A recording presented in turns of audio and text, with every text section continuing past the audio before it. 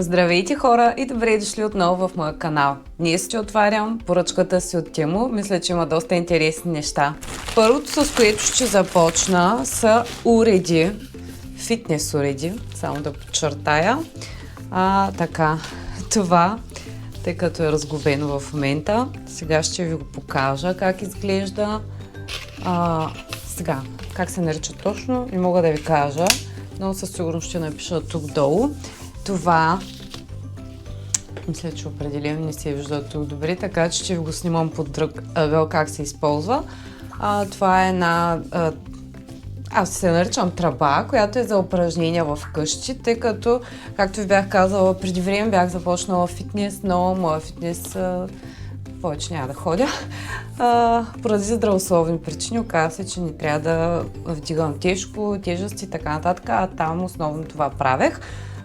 Как пристига това нещо? Има доста такива омачкани следи, най-вероятно при самото транспортиране, но това все пак не пречи на уреда си е стабилен, така че не мисля, че ще има някакъв проблем. Ще ви покажа как се използва.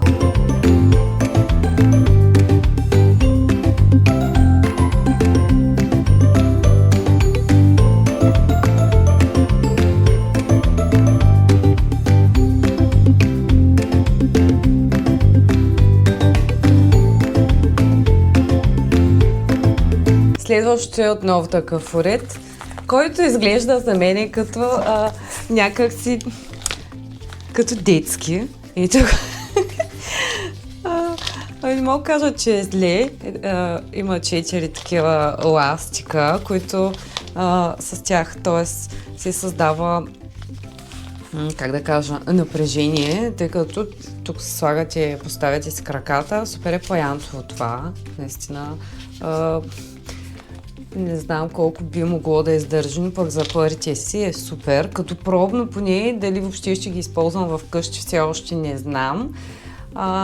И т.е. тези ласти се опъват. Тук гледам, че има някаква натка, стоперче.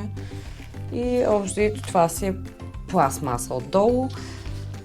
Ще ви покажа и то как се използва. Иначе всички идват с опътване. Може да гледате и видеа как се използват от самия търговец. И така, мисля, че децата доста ще му се зарадват. Още едно фитнес уредче, ето това, което също е за разпъване, но често казвам, тия ластици не ми изглеждат много надежни. Не беше в комплект с другото и затова си го поръчах.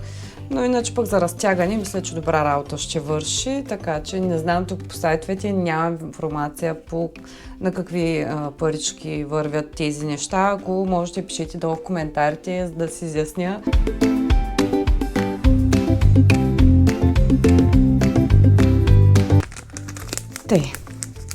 Една приятелка, като видя каква пила съм поръчала за ногти, веднага ми се обади. За тия стари тук някакви приставки за тая машинка. Значи елпилата, да си смъквам лака, задължително ми каза с ето тези приставки. Още не съм ги тествала, разбира се. Ще ги тествам, когато се наложи да си махам лака за ногти. Аз съм с, между другото, един лак, който си го поръчах от Тему. Ще ви направя така. Купих си няколко лака, много добри отзиви четох за тези лакове. Много са на достъпна цена и нямам алергия. Вече 4-ти ден съм си с този лак, като покривност не бих казала, че нещо кой знае какво. Виждам някакви неща така на лампата, но просто око изглеждат страхотно. Та с тия фрези, тя ми обясни керамичните, че е най-хубаво да се смъква гел лак. Но естествено, пак казвам, под внимание за хората, които не са карали курс, да не си правят експерименти, защото може да си унищожите ногтите, може да си затриете въобще ногтите, така че не го правете вкъщи, не е за хора без опит. Така, другото, което си поръчах, давно и гледам тия работи, това са еднократни, много бройки са, като дамски ножчета се водят. Поръчах си ги най-вече, тук как изглеждат. Между другото много силно режат. Вече успях да се порежа веднъж. Поръчах си ги за изравняване на веждите, така много лекичко, защото все пак е съм бръсначка. Те на рекламата там дават, че може и тук да се обезкосмиш с такова нощче, но аз не съветвам, не препоръчвам. За някакви такива детайлни, може би около вежичките, нещо да си бутнете, окей, но до там. Следващото, да, тук още един лак съм поръчала. Хайде да ви покажа. Още не съм го изтествала, само един пробвах, както ви казах. Много са гъсти между другото лаковете. Аз като ги гледам, може би ще трябва да се използва и някакъв разредител, защото определено са много гъсти, много внимателно трябва да се нанася. Следващото, има ли следващо или всичко е лакове? Да, още лакове.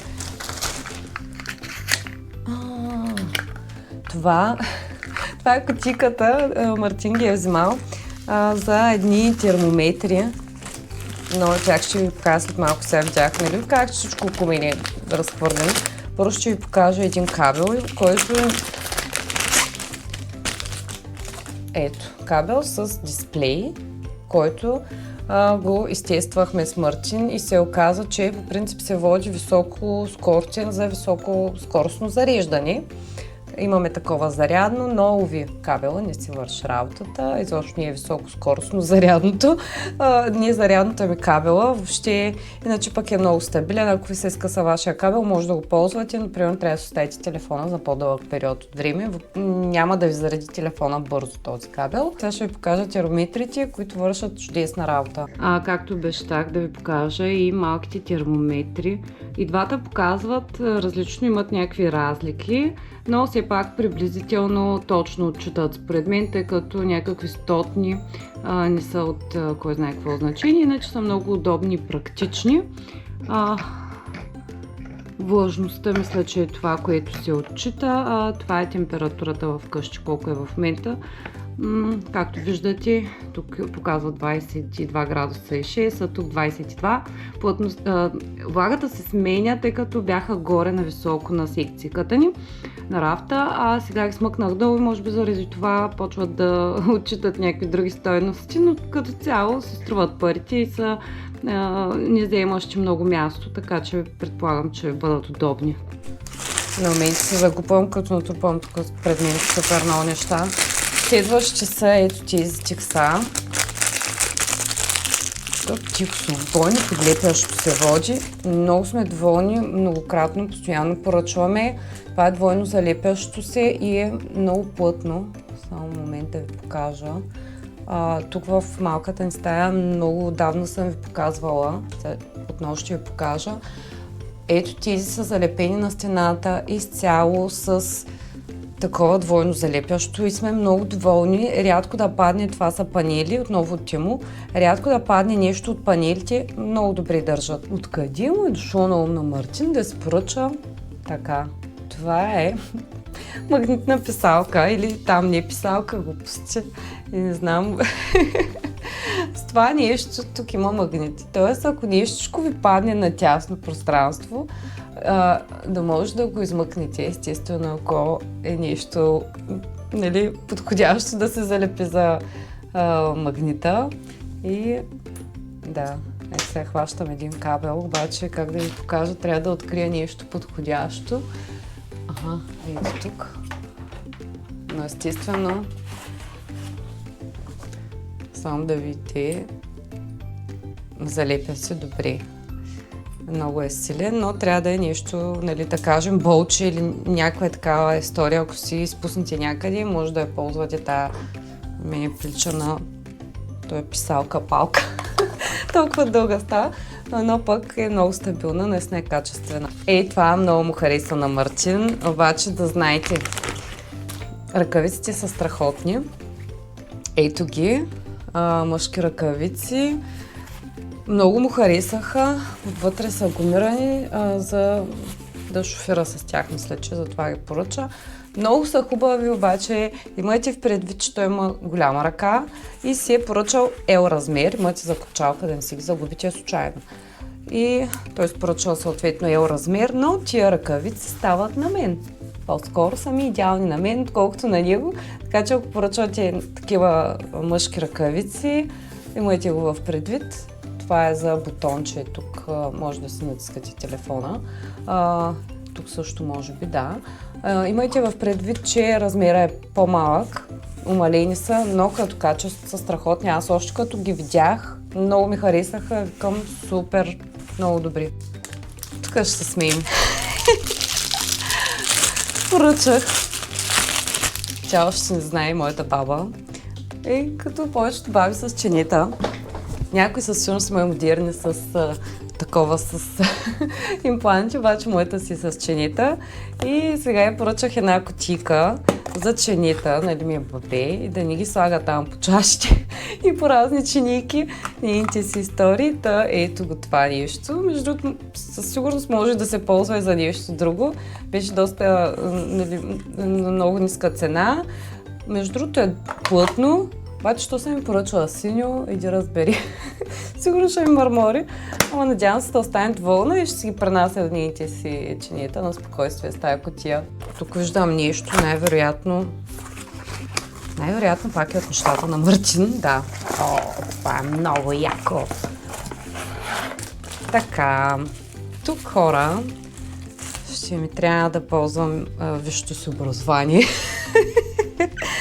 Така. Шегувам се. Това е термометър за месо.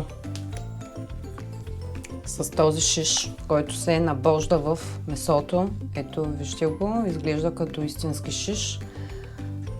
Баба ми имаше едно време такива същите, само дето не бяха извити. И това нещо, да кажем, си включвате в урната и някакво месо, което искате да е. Има тук отзад бутони, с които се включва. Има таймер, кук. И набождате го в месото, затваряте си фурната с този кабел, той е защитен, няма да имате никакъв проблем. И сега този термометър, ако не се бъркам, правилно, надявам се да го казвам, се включва. И тук има таймер. Честно казвам, много не му разбирам. Тук има определя температура. Така. Има, може да се сменяте. Ето за агнешко. Не знам дали добре виждате, надявам се. Това е за телешко месо, бургери, свинско месо, кокошица. Тук така. Пуйка, това е кокошица, обърках се. Риба. Това е много леснение според мен, то чудесно. Има и някакви други екстри. Да, ето, може би с това се наглася каква температура изисква. Тук вече не разбирам, Мартин трябва да ми обясни как се използва, но като цяло е много готино, защото гледала съм някакви такива предавания, където използват такива термометри. И се чудя, нали, примерно аз като се учих да готвя, месото ми дали е готово и така нататък. Много леснява нещата. Дори една приятелка, като разбра, че сме си го поръчали и като го видя, веднага си го сложи в кошницата. Той от продавача, който аз съм го купила, защото видя, че е хубав и каза, че са доста скъпи. Аз не съм сверявала часовника колко струват, но това нещо струваше 5 евро. Надявам се цената да е съща. Ако не ще търсите от друг търговец, четете долу винаги в коментарите, за да може да сте наясно. Хората пишат, слагат снимки, пишат дали са доволни или не, така ще си направите извода дали да поръчате даден продукт или там артикул или не. Другото, което ще ви покажа, тъй като последните пъти, може би по Коледа, с моя син бяхме канени на някакви рождени дни на негови приятелчета и беше супер трудно да намеря картички за рождените дни. Така, гледах в Тему и реших там да поръчвам. Ето ги, 12 на брой са, идват с пликчета, но хора, аз изобщо често мисля, че в някои от предните видеа някой ми казва, очакваш, че по-голямо не виждаш ли размерите. Ти поглеждаш размера, обаче кой хваща рулетката да мери точно да си види колко му е размера, освен ако не е нещо, което му е необходимо, примерно да кажем някой рафче, да видиш, нали, реално как стои размера. Въобще гледам размера и примерно горе-долу въобще няма как да стане това, да мериш всичко и да видиш, да дойдоха по-мънички, отколкото трябват, но все пак според мен съдържанието на картичките са важни. От гледна точка на това какво ще напишеш, дали ще оставиш нещо вътре. Иначе са доста симпатични за деца, има най-различни видове. Обърнете внимание, че те пишат, че са в случая пишеше 12 броя, но 12 броя те ги зачитат, плюс не си тървам всичко. Плюс пликчетата имаше и по-голям брой, но аз исках просто да опитам да видя какво ще дойде, иначе самата картичка е плътна, вътре няма нищо, но въпреки това е много симпатична, особено с тия малки жутинки, аз много ги харесвам. Така, сега, ако не съм забравила описанието на моя мъж, какво е това? Доста търсих, защото от различните търговци показват на снимката, че идват с кутия тия истории, обаче на повечето места, после в коментарите видях, че идват в пакетчета, не идват с кутията, така че ако поръчвате такова, определено гледайте добре. Аз, както знаете, оставям винаги линкове в описанията. Той ми обясни, че тия неща са приличат на сламки, но са по-скоро не са сламки, естествено. Това е, пак казвам, да не объркам, когато, примерно, мисля, че за някакви кабели за затягане и така с топлина съответно и това си заема формата, да кажем, на кабела и го уплътнява, ако нещо се е скъсало. Но пак казвам, не съм много убедена, но са пък много, доста бройки са. И са разноцветни, което е много готино. Тук има и някакви доста широки. Определено размерите са различни и си идват в кутийка, но както ви казах, преглеждайте добре за кутийките. Мъжът ми той си поръча някои неща, не знам дали добре ще ви представя, но това е точило, по принцип е и за ножица, и за ножове, но чувате ли добре? Това е страшно паянтова пластмаса. Имаме няколко точила. Ще ви пиша долу в коментар дали върши работа, но изглежда не е много надежно. Като цяло знам, че пластмасата не е супер полезна, нали, за съхранение на разни неща, но ще опитам. Това е кутийка за лук и кутийка за лимон. Те идват в комплект, цената е за комплект, което на мен ми допадна, че прибираш си ги и може да се съхраняват в хладилника. Доста са големи, определено. Тук може да натига, може би, 2 глави лук, ако е нарязан естествено, или някакви по-мънички. Иначе пластмасата е доста плътничка, добре ми изглежда и много съм доволна, че ги поръчах, защото винаги за лимона и за лука си ги слагам в... Нали знаете където е поставката за яйца? Не знам някой от вас дали го прави също, но аз го правя, като примерно изрежа една глава лук и половината я слагам там, което ме дразни. И много се чудих, но поръчах си ги и определено бих казала, че съм доволна от тях. Лека по лека започвам да поръчвам разни дребни неща за сел, по-скоро за декорация. Сега ще ви покажа, отдавна го гледам това. Разбира се, очаквах да изглежда по-голямо, но се разхвърчаха някакви пухчета. Това е декорация за стена. Много ми е така симпатична, много сладка изглежда, така се тикат и разни дреболийки. Нали знаете, всеки обича да се слага някакви дреболийки на разни места. Или може също сухи цветя, или лук, чесън, каквото си решите. Много е симпатично това и ще си ги поставя някъде на стената, естествено и по-нататък ще ви покажа, още не съм си ходила там. Имам още една чанта с разни неща, които съм си поръчала за декорация, които ще ги занеса и включително и тези и на още някои, както ви как съм набелязала и смятам да ги поръчам.